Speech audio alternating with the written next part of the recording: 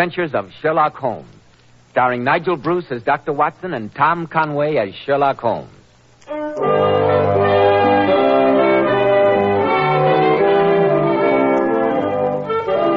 Now let's drop in again on Sherlock Holmes' famous colleague, Dr. Watson. Good evening, Dr. Watson. Good evening, Mr. Bell. I was watching from the window as you drove up. Do my eyes deceive me, or haven't you a brand new car? I'm glad to say I have, Dr. Watson. You want to come out for a spin? No, thank you. Some other time, perhaps. I can't help thinking of the first time I ever accepted such an invitation. I sent a story, Dr. Watson, and judging from the reminiscent expression, one in which you and your friend, Mr. Sherlock Holmes, were both concerned. Oh, hardly, Doctor. You're quite right, my boy. Sherlock Holmes and I took our first ride in a motor car together back in the autumn of 1903, when Holmes had just concluded the affair of the creeping man. I refuse to listen to any more hints, Dr. Watson, unless you're going to tell us the whole story. Oh, of course, Mr. Bell. As soon as you've had your word with our listeners, I'll relate the strange account which I've entered in my case book as the adventure of the Horseless Carriage. Now, Dr. Watson, you have my undivided attention. How about the adventure of the Horseless Carriage? It all began one morning when Holmes and I were breakfasting in our rooms in Baker Street. Holmes was opening his mail. If you can tear yourself away from the kidneys and bacon for a moment, Watson, I'd like to read you a letter. It's a bad habit, Holmes, burdening your mind with problems at breakfast. It appears a suggestion, told you so 100 times, but go ahead. My dear Mr. Holmes, my friend Mr. Alexander Holder of the banking firm of Holder and Stevenson of Threadneedle Street informs me that you recently were of great assistance to him in a highly confidential matter. Oh, what's the matter? I'm therefore taking the liberty of calling upon you at 10 o'clock tomorrow morning, Tuesday, in the hope of obtaining your assistance and advice. Yours faithfully, Austin Grierson. Austin Grierson. Seems to me I've heard or read about that name somewhere lately. That's more to you. Thank you, no. Take a look at his letter and see if you can form any conclusion from it, while I have a glance at what our reference book can offer on Mr. Grierson. Mailed yesterday. Postmarked Southampton. Mr. Grierson is presumably well-to-do. The note paper is expensive quality. Capital, Watson. What else? Nothing else, I can see. My dear Watson, nothing else that you observe, you mean? Mr. Grierson has evidently written under the stress of strong emotion. Notice how the pen nib has dug into the paper at several points. He is evidently a man who is used to having his own way. The manner in which he appoints the hour at which he will call upon us today indicates that. He is obviously mechanically minded, and despite his wealth, still interests himself in machinery. Oh, now, Holmes, how can you tell that? There are faint traces of 2 fingerprints of the writer's left hand, where he held the paper with fingers that were a trifle oily. And your nostrils should enable you to identify the very faint odor of machine oil. No, not my nostrils. The light is better over here near the window. Let's see what our reference book says. Well? Austin Grierson, Chairman, Board of Directors, Southampton Machine Works, patentee of Grierson's internal combustion engine for motor cars. Ah, that's where I saw his name in a newspaper account concerning a race of some of these idiotic new horseless carriages. Quite so. And furthermore, Watson, I can tell you that Mr. Grierson is fond of animals, and especially a large Airedale. Now, Holmes, I absolutely refuse to believe that you can deduce that from the fellow's letter. I never said I could. But it's precisely 10 o'clock, and Mr. Grierson, complete with Airedale, has just been ushered in our front door by Mrs. Hudson. Amazing deduction, I must say. You saw it out of the blasted window. Come in. Good morning, Mr. Grierson. Morning, gentlemen. I'm Sherlock Holmes, and this is my colleague, Dr. Watson. How do you do? How do you do, sir? How do you do, sir? Mr. Holmes, Dr. Watson, I'm glad to meet you. Quiet, Jeff, quiet there. This is my colleague and a very good guardian, too. Sit down, Mr. Grierson, and tell me why you feel the need of a watchdog. The newness of his collar and lead would indicate that you've only recently acquired him. You're quite right, Mr. Holmes. Well, I'll get to the point at once. I made all my money in machinery. I don't mind saying it, I'm a pretty wealthy man.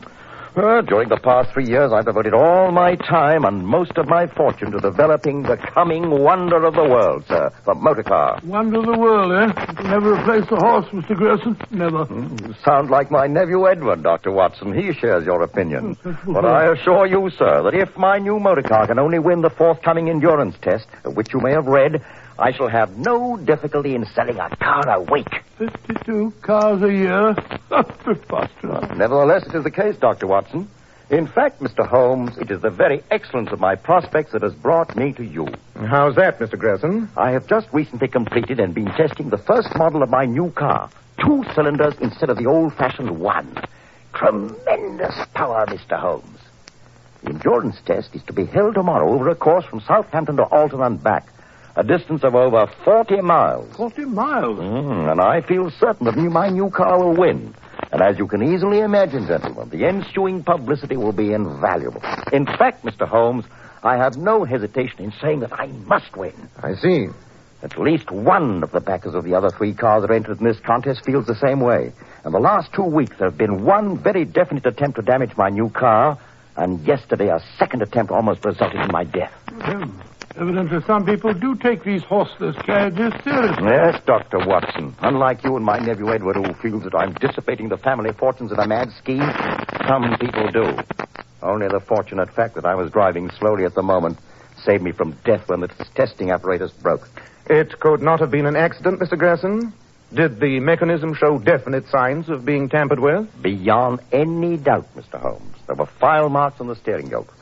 And you're certain that these attempts are being made by outside sources, not by members of your own family or persons associated with your venture? My family and fellow workers are above suspicion, Mr. Holmes.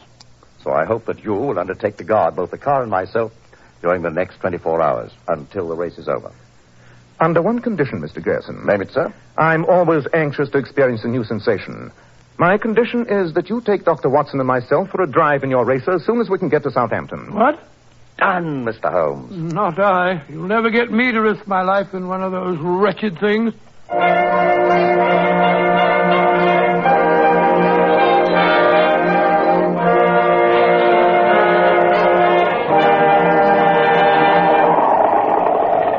Holmes, I can't breathe. How fast are we going? Better than 16 miles an hour. Oh, the dust's enough to choke you. Oh. Thank him. That's better. Had to slow down. Wouldn't do to frighten that farmer's horse to be passing. Whoa, Bess. Whoa, steady, girl. Confound your stinking motor car. Useful vehicle if you have to slow down almost to a standstill every time you see a horse. Don't worry, Doctor. The horse will get used to it. Not if they show horse sense. Do you like that, Holmes? Appalling, my dear Watson.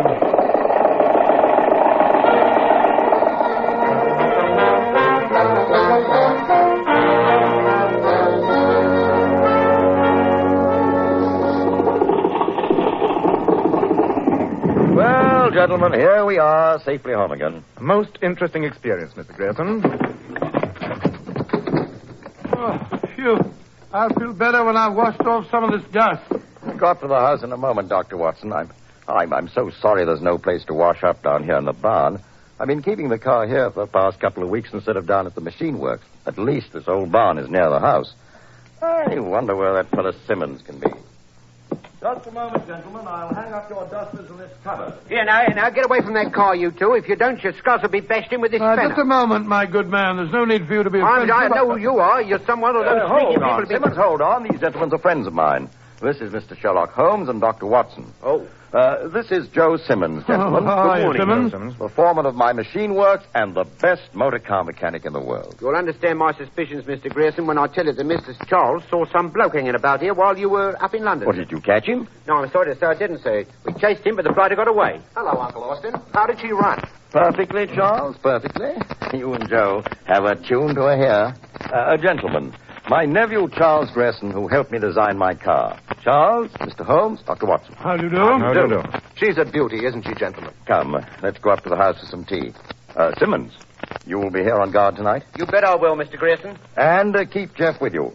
Stay here, Jeff. Good dog. Good dog.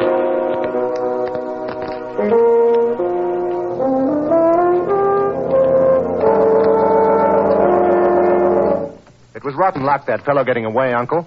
I was gaining on him till I climbed the fence near the road, and then I gave my ankle a twist that ended all hope of catching him. Oh, too bad, Charles. Tell me, Mr. Grierson, have you or your nephew any suspicions that might indicate which one of your competitors is behind these attempts? No, not a thing. I wish we had, Mr. Holmes. Have you taken any precautions? We've rigged an alarm bell from the barn to the house.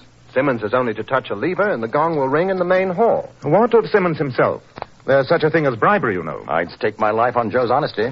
He's been with me 20 years. Ah, Now that I've washed the dust off the outside, I'm glad to see that you gentlemen have something that'll do the job internally. Yes. You are, Doctor. Oh, thank you. Hello, Uncle Austin. Good evening. Oh, Helen, my dear. This is Mr. Holmes and Dr. Watson. My ward, Miss Helen Lacey, and her fiancé, my other nephew, Edward Grierson. How do you do? I'm glad to see you gentlemen survived your ride in my uncle's infernal contrivance. To my surprise, we did. I gather that you agree with my low opinion of the horseless carriage. I've told my uncle often enough that I regard it in the same light as the South Sea bubble. Oh, now, Edward, don't get started on that again. Just you wait until we've won the race and are turning out cars by the dozen, Edward, and you'll find yourself with plenty of legal work on your hands. Taking care of damage suits, probably. By the way, I ran across a rather odd thing today in a letter of inquiry from America. Did you know that in all countries except England, people drive on the wrong side of the road? What?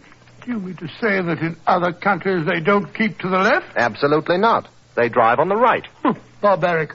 Mr. Holmes and Dr. Watson are going to be staying with us, Helen, until... The alarm. Good Scott. Simmons, the car. Something's happened. Hurry.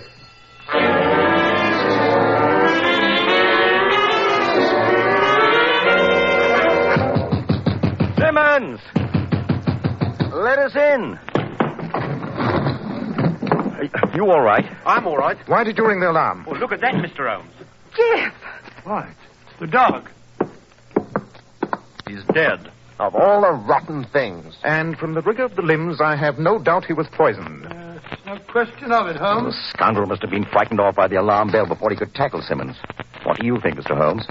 I think, Mr. Grierson, that Dr. Watson and I will stand guard over the car until race time tomorrow.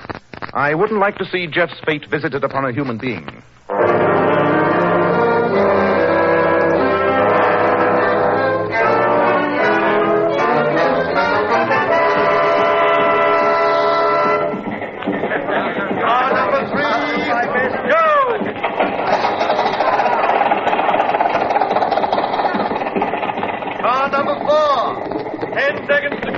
Good luck, Mr. Grierson. You've done your job, Mr. Holmes. Now I'll do mine. Careful of that curve near Petersfield, Uncle. Be careful, Uncle. Good luck. Come back all in one piece. Car number 4, go!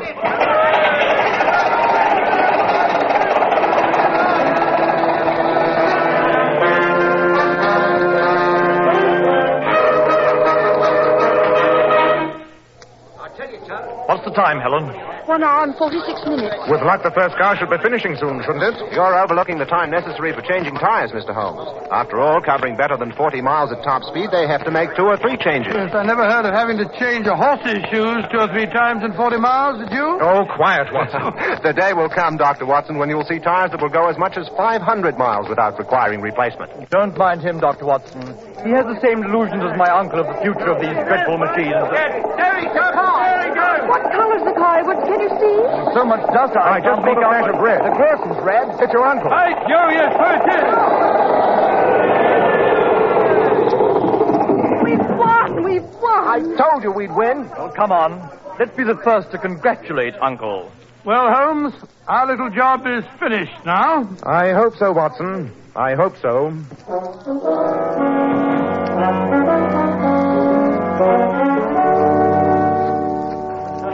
Well, I'll admit the way Mr. Grierson took the bridge outside Alton, my heart was in my mouth. But it was a great race. Hello, everybody.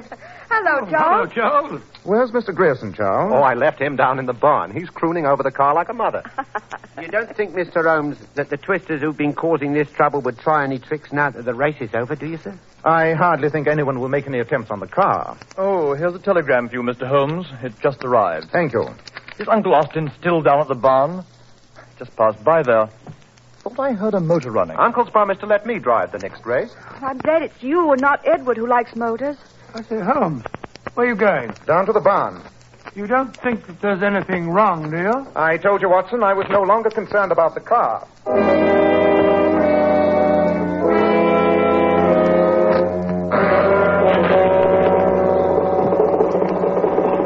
Give me a hand with this door, Watson. Seems to be stuck. Here, let me get my shoulder against it. Now. Push. Back, Watson, back.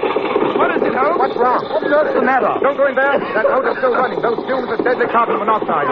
Edward, take Helen back to the house. No, Holmes, don't I've got to get Grierson out. all right, I'll help you. No, you don't, Dr. Watson. If you go in, there'll be three of you to drag out. Here. Give me a hand. That's better. Take care of him, Watson.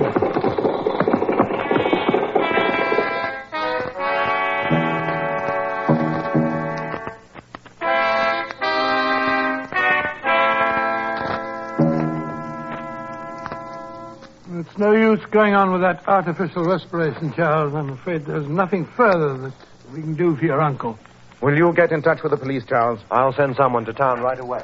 I'd best get down to the factory and tell them what's happened. There'll be no party over the victory tonight. There's another devilish thing that you can charge up to the motor car, Holmes.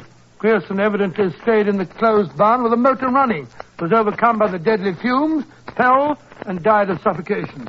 And how do you account for that deep wound at the back of his head? Well, obviously, when he fell, he struck his head against the metal bonnet of the car. You saw the blood on the edge of the bonnet, didn't you? Quite so. And I also noticed that Grierson's face is extremely pale. Did you notice that, Watson? Yes, of course. What of it? Simply that carbon monoxide victims invariably show a cherry-red discoloration of the face. What do you mean, Holmes?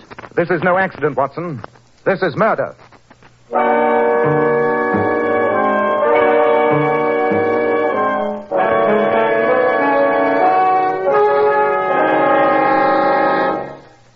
In just a moment, we'll rejoin Sherlock Holmes as he endeavors to solve the mysterious death of Austin Grierson. Now, Dr. Watson, what happened after Sherlock Holmes discovered Mr. Grierson had not died accidentally, but had been murdered? Well, I was still the only one to whom Holmes had revealed the shocking discovery, and he'd cautioned me to say nothing of it. As we walked back to the house a few minutes later, I suggested a theory. And on what do you base your suspicions of Edward, Watson? Well, it's obvious. Grierson told us last night that his two nephews would inherit equally. And Edward has made no secret of the fact that he felt his uncle was throwing away the family fortune in this wild venture. Besides, he had the opportunity. What do you think, Holmes? I think, Watson, that the libel laws being what they are, and Edward being a lawyer, you had better not air your opinion where he can hear you. Oh, really? Ah, Edward, how is Helen? She's resting upstairs, Mr. Holmes. One of the maids is staying with her. This horrible affair has shaken her badly. Of course. I've sent Joe Simmons to town with a message for the police, Mr. Holmes. Thank you, Charles. I'm afraid it'll be the better part of an hour before we can expect them. I wonder, Watson, if you'd be good enough to take care of this little matter that I've noted down on this slip of paper. Huh? Oh, that's right.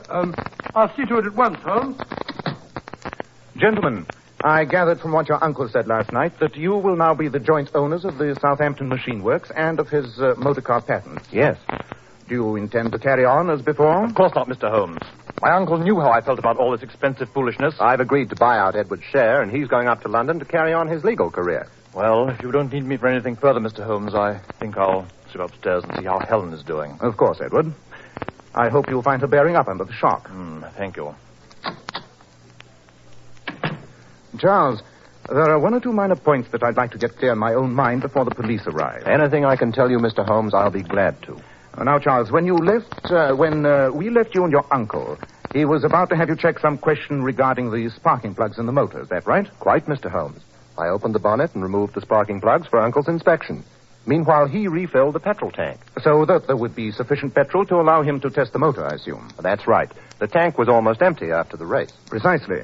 You didn't help him refill the tank then, did you? No, I was busy removing the sparking plugs. And when you were finished? Uncle told me not to wait for him, that he wanted to run the engine for a few minutes and that I should join you others up here. And you came straight from the barn to the room in which we all were? Why, yes. You stopped nowhere on the way? Nowhere, Mr. Holmes. Well, that all seems simple enough. Yes, I took care of that little matter, Holmes. Is everything satisfactory? Quite. Excellent. If you and Charles will excuse me, Watson, I'll be back in a few minutes. Why, certainly, Mr. Holmes. By the way, Charles, Dr. Watson and I will be returning to London as soon as the police have been here. Very well. I suppose, Dr. Watson, that this tragic accident confirms your distaste for the motor car. Yes, it does, Charles. Or rather, it would if Holmes hadn't convinced me that it wasn't an accident. What do you mean? There's something I I thought Holmes had told you that... Told me what? Nothing. Nothing. I insist on knowing what you're hinting. Are you implying that my uncle's death was not accidental? Well, of course it didn't occur to me. But Holmes pointed out that in the case of monoxide poisoning, the face and lips would be congested, and your uncle's face was pale. Holmes seemed to think that I'll see for myself what Holmes thinks. I won't stand for any insinuations that... Holmes seemed to think that your uncle was... Oh, gone. Watson, did he take the bait? Swallowed it hook, line, and sinker. Good work, Watson. You evidently carried out my instructions in the note to perfection. Yes, I think I convinced him that I left the cat out of the bag quite accidentally. He said he was going off to have it out with you at once. He must have changed his mind rather suddenly, judging from the way he hurried down the hall and tiptoed out of the front door. I don't understand. To prove that Austin Grierson was murdered, Watson, would be a matter of the utmost simplicity. But my certainty that it was Charles who murdered him rests upon so slender a bit of evidence that I'm sure no jury in the world would convict him. It was necessary to make Charles betray himself, and he fell into our trap. His very flight is a confession of guilt. Ah, listen. That's why you told me to remove those things, sparking plugs, you call them, from the car. Quite. So that Charles would be forced to make his escape on one of the horses, once he'd discovered that the car would not start. But Holmes, undoubtedly, he'll have taken the fastest horse. How on earth are we going to catch up with him? In the motor car, of course. The motor car? But Simmons isn't here. Who on earth's going to drive the infernal thing? I observed Mr. Grierson's actions rather closely yesterday. I feel quite certain that I'm competent to operate the machine. Oh, this is the end. Come on, Watson. Show me where you hid those sparking plugs.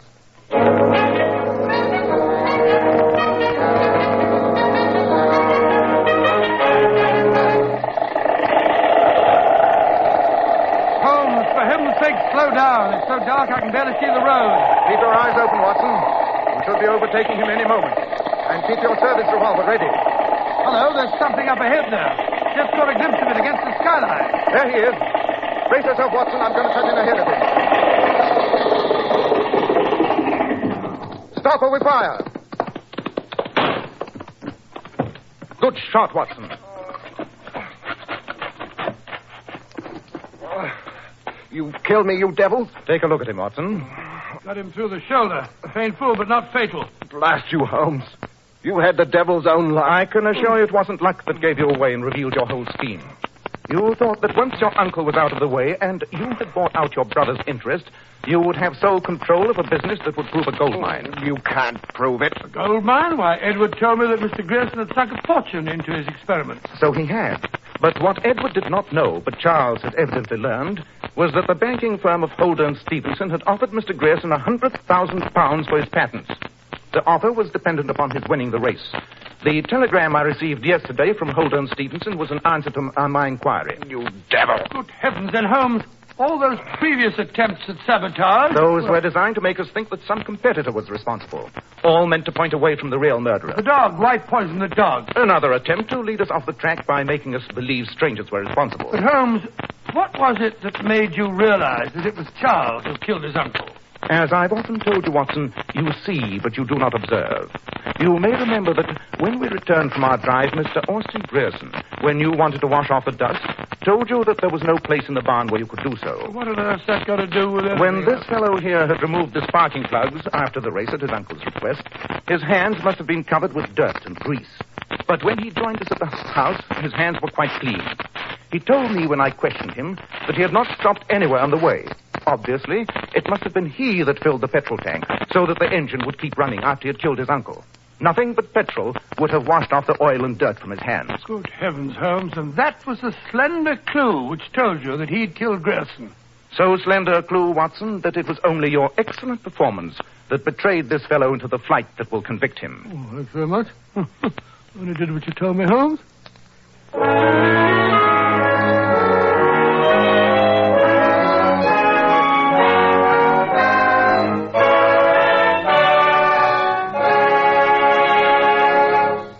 In just a moment, Dr. Watson will be back to tell us about next week's story. Now, Dr. Watson, what about next week? Well, now, let me see. Next week, I think I'll tell you a story I always referred to as Q for murder. Q for murder? That sounds as if it concerned the theater, Dr. Watson. That's where you're wrong, Mr. Bell. Oh? This adventure took place in the depth of Limehouse near the docks and concerned a particularly unpleasant and fiendish murderer.